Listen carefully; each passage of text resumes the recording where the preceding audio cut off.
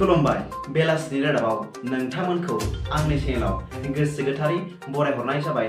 आसा खालामो नोंथांमोनहा गासिबो मोजाङै दं।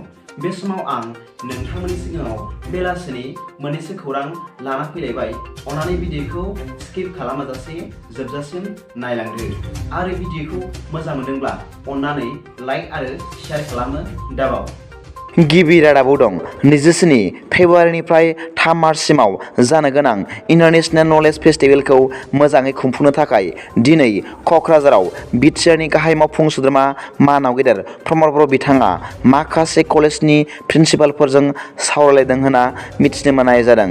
बे फेस्टिभेलखौ सोलाय सोल' गियाननि जौगाखांनाय लोगोनि सोमोन्दोखौ बांहोनाय आरो अरायथा जौगाहोनायनि सायाव सावरायनो थाखाय बे फेस्टिभेलखौ खुंनो थाखाय थांखि लानाय जादों होनना बिटिआरनि गाहाय मावफुं सोद्रोमा मानाव गेदेर प्रमद बर' बिथाङा समाजारि बिजोंनि गेजेरजों मिथिसार होदों होनना मिथिनो मोननाय जादों।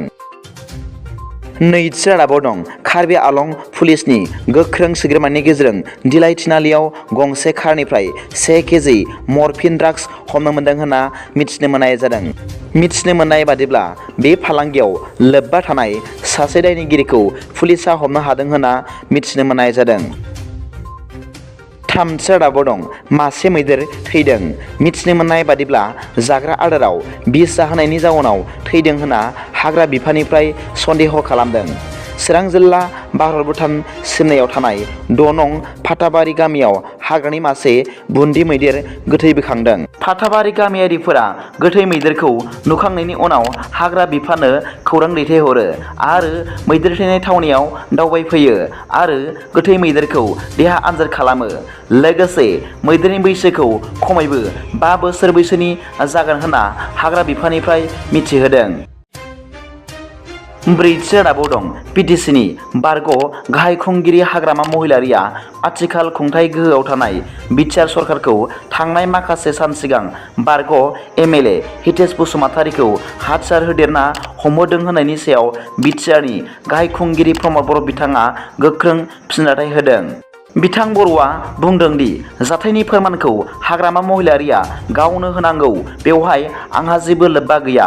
हाग्रामा महिलारिया गावनो 17 बोसोर सरकार सालायसेयावबो हाथियार गैयै समाज खालामनो नाजायाखै होनना बिथाङा खौरांगिरिफोरनि सिगाङाव बुंथियो। बाथि रादाबाव दं एबसुनि आफादगिरि दिपेन बर'आ समायखेरा लादों। मिथिनो मोननाय बादिब्ला आथिखालनि एबसुनि गोदानै आफादगिरि सायख'जानाय दिपेन बर'आ दिनै एबसुनि संबिजितनि नेमखान्थि बायदि समायखेराखौ एबसुनि बोसोनगिरि खुंख्रा सरगियारिनि सिगाङाव लाबाय। बे समायखेरा लानाय हाबाफारिखौ चिरां जिल्लानि दुलाराय बर' फरायसा आफादनि मावखुलियाव लायो होनना मिथिनो मोननाय जादों। दिनैनि बेलासिनि मोननैसो खौरांफोरा दा बेखिनिल'मोन। भिडिअखौ मोजां मोनदोंब्ला अन्नानै लाइक आरो साबस्क्राइब खालामनो दाबाव आरो बेल आइकनआबो थुनानै ला, जाहाथे आं गोदान निउस आपडेट लानानै फैब्ला नोंथांनियाव सिगांग्रो नटिफिकेसन सौहैयो। गाबोननि फुंबिलिनि रादाबाव नोंथांमोनखौ आंनि चेनेलाव गोसो गोथारै बरायहरनाय जाबाय। गोजोन्थों। एसेनोसै। जै बर' हारिनि जै।